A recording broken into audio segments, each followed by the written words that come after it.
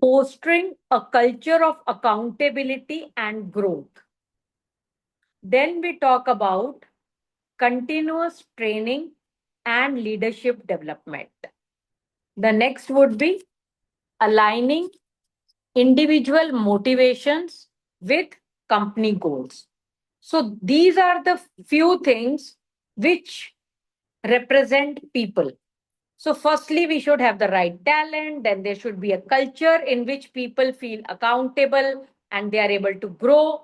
Then, continuous training has to happen. So, if we are bringing in a new initiative and we do not do any training, will it ever be successful? So, change management is the most important thing. Then we talk about aligning individual motivations with company goals. So you may have certain, motivation. I may have certain motivation. But whenever we are talking about an organization and people in the organization, we all have to have same vision, same mission, same objectives. That is the key. Then only everything converges and we are able to lead that change management exercise properly. Second pillar is about people. So, whenever we talk about the process, what happens? If the process is not standardized, if you don't define the process, leave apart the standardization part. If we don't know how we have to, roll out a digital transformation program, can we succeed in that? No, we cannot. So, if we are leading any change management program, we have to ensure that there are SOPs which are laid out about how the process has to be carried out. Then there has to be standardization. What does it mean? It means the process is repeatable again and again and again. Same thing has to, repeat, and it is a clearly laid out process. And this process should reduce the ambiguity and ensure consistent output across teams. If 10 teams are working on a single project, what would happen?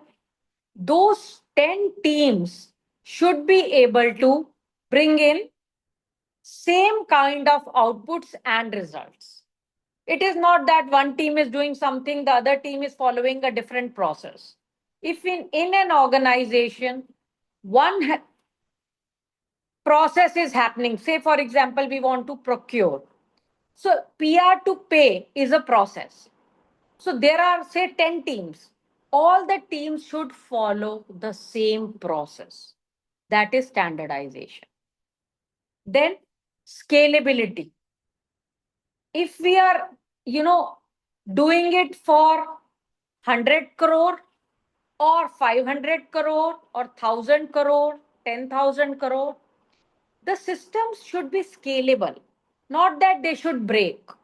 Whatever may be the value, whatever may be the complexity, it should be able to handle that. So focusing on SOPs and continuous improvement process. Kaizen means step by step we are improving. Continuous improvement plan should be there. So process, when we talk of, two key things are there. One is the standardization, which means repeatability, and then scalability. When the volumes increase, when the complexity increases, it should be able to handle it with same dexterity. Just Neil has joined. Neil, are you in the other group? Are you in the group?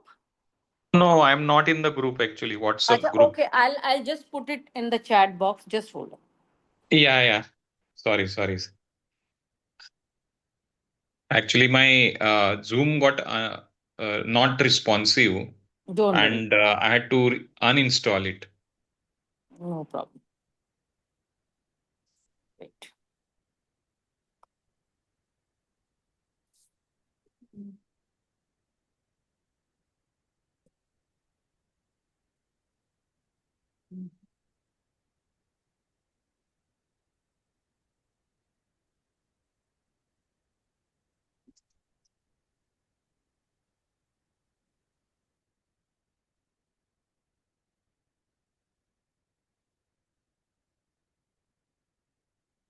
Okay.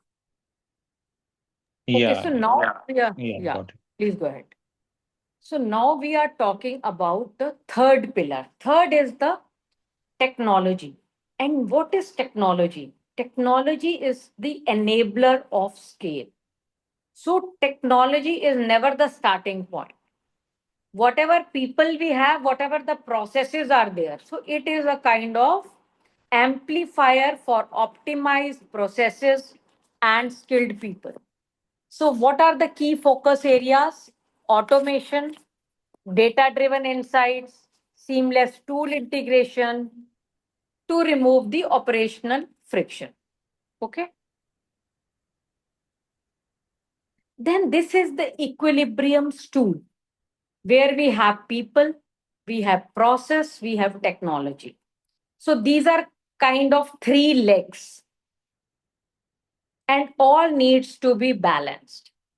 If we are paying more attention towards people, then process and technology dip. Similarly, for the other things. So, transformation fails when technology is implemented without process and people.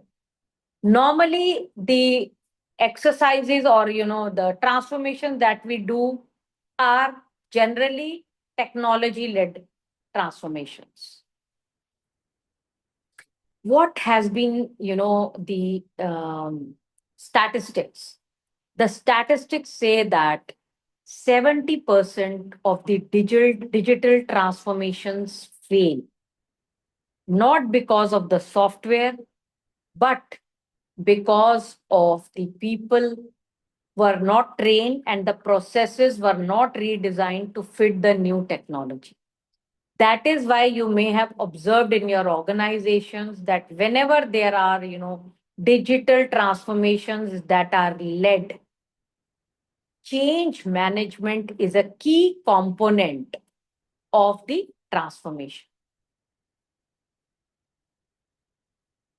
So when we talk about that we want to lead or gain an vantage points in the interview, then whenever you are asked about a challenge, then you can respond using the PPT framework, that what went wrong, it was a process gap or a people issue, whatever it was. And then you can fill it up like how you hired talent, mapped workflows, implemented tools to solve that problem, and then explain how you scaled up by standardizing processes, automating with technology, and while retaining the top people. So if there is a low productivity, then what would you do? Then you do a skill gap analysis. On the process side, you do a SOP review, whether the processes are aligned or not. Then you do a tech focus, that can we implement some automation. If you want to scale, then you want to see, there a people focus or not. Is my hiring correct? Is the culture enabled to scale to 2 times? Are my people ready? Are they old? What kind of constitution of people is there in my organization? That's very important. Then we talk about process flow. Process flow means that workflows are pretty well defined or not defined. Then tech focus would be that we want to scale. So when we want to scale, so we will like to do some of our data on the cloud, because it's a scaling initiative and we don't want to have on-prem servers. So we will talk about cloud migration. Then we'll talk about, if at all there is some cultural crisis, then are the values aligned or not? How are the feedback loops working? What are the communication platforms? So this is about, whenever we will talk about we led this initiative and there were efficiency gains over time, then you have to talk about, how the efficiencies improved. So tangible results have to be shown. So you can talk about, star L we talked yesterday, then quantify result, how much time you saved, how much money you saved, show balance. Don't just talk only about technology or only about people, talk about all the three pillars. Now we know about the three pillars, so let's talk about all the three pillars. Prepare to explain how you identify which of the three legs is currently broken. So you have to look at all the three pillars and talk about that. I think this is. Any questions before I, explain? I'll take up an example and talk about that. So typically, how do we balance these three quadrants or three areas? Pillars, yeah. Okay. It's always difficult to keep them in check, right? But I'll just take an example from my, my profession, and I'll bring out that would bring out a perspective. Just about these, any question is there on understanding of these three pillars? Otherwise, I'll quickly take you through an example. So one question: is there some sort of a rule of thumb which maps these different frameworks to specific rounds?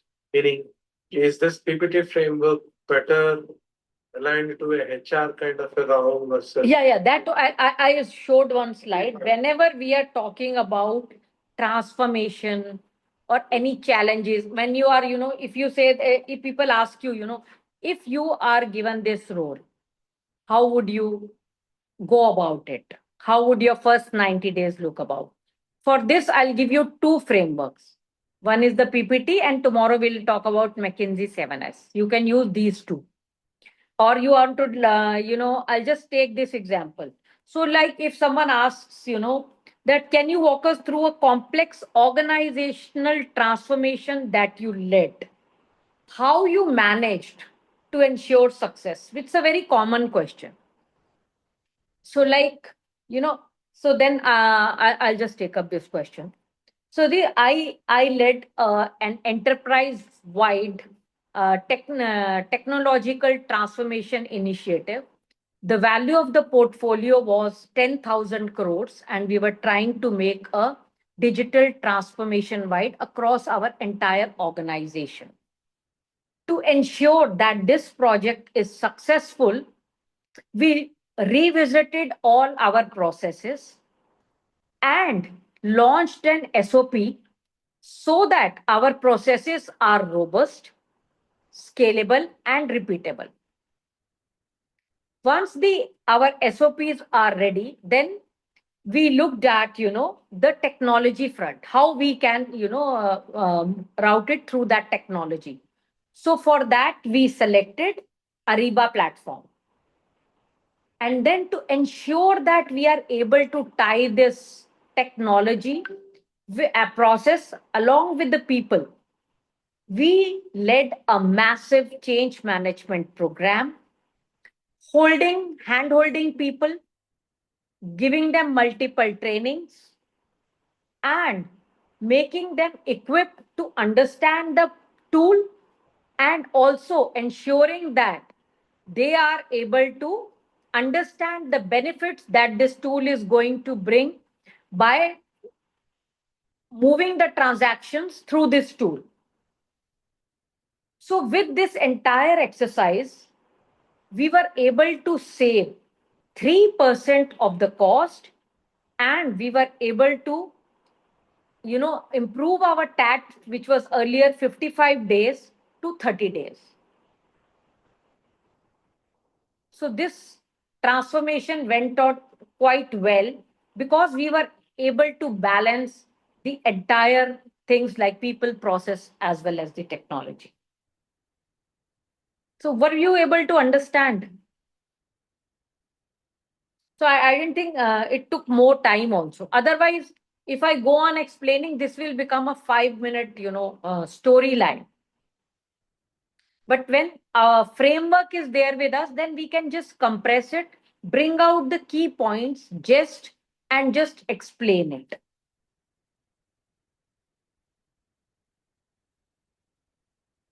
Good, it is clear. Any question now you have before each one of you quickly starts?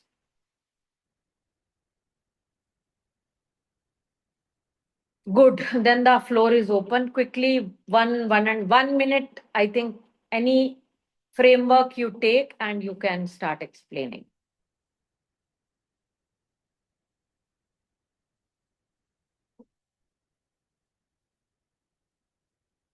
Who wants to go first? Here, there is no feedback. So just, just use the framework and you can always keep on improving the version, the language, the things.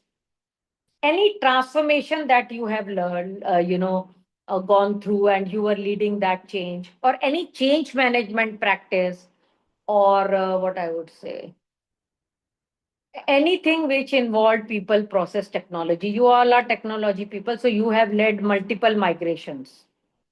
So you can talk about any migration, how you manage all the three pillars. I can go first. Go ahead.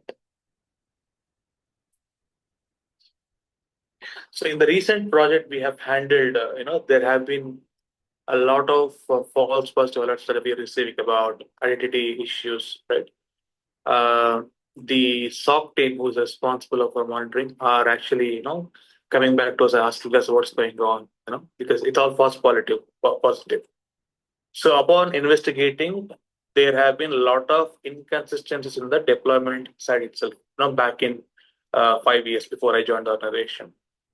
So what we have done is we have actually evaluated everything and come back to a conclusion that we have never used automation for consistency.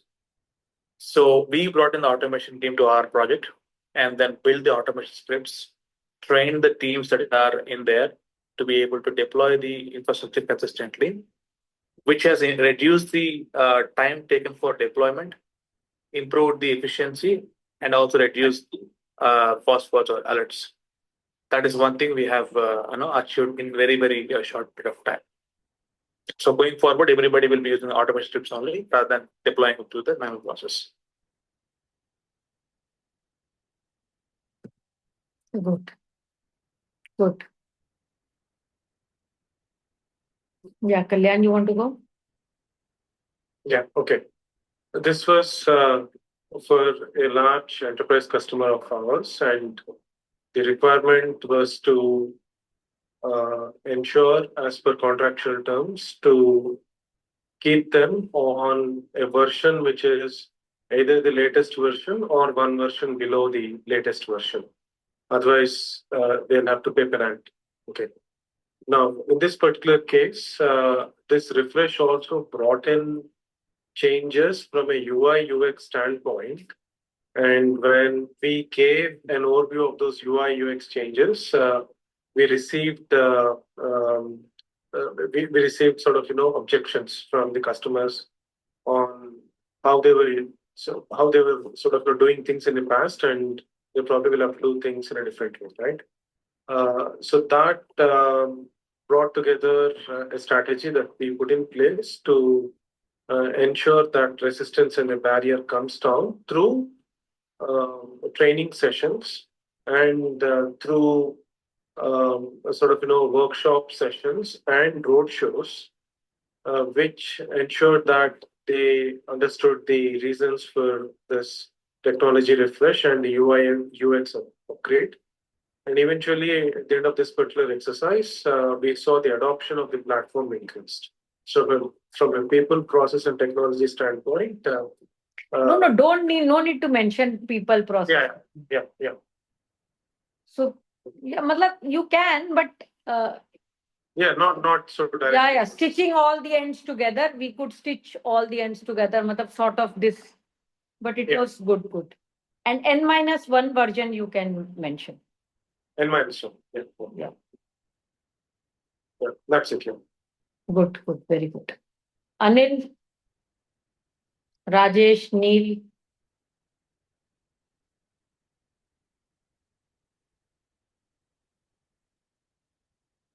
I could go next. It was just so nostalgic for me. When I was with Tata Communications, business excellence is one big deal there. Okay. You are doing continuously, you're trying to improve your process and you record it with the business excellence team, which means it is available for the rest of the teams also to use as best practice. But then most of the networks, this is about the Tata Communications data team, not the voice. This is specifically about the data, the internet services and all that, individual retail level. So the networks would mostly be wireline because the underground network and all was already available. So that was used for data as well. And then it went on to become WiMAX, which is the last mile used to be wireline as well, but then it was getting converted into wireless at that point of time. So, which means the downtimes, all the teams were, there are a few regions which had already done this, implemented and were successful. So, few members from each of the teams, service delivery, from the network team, from the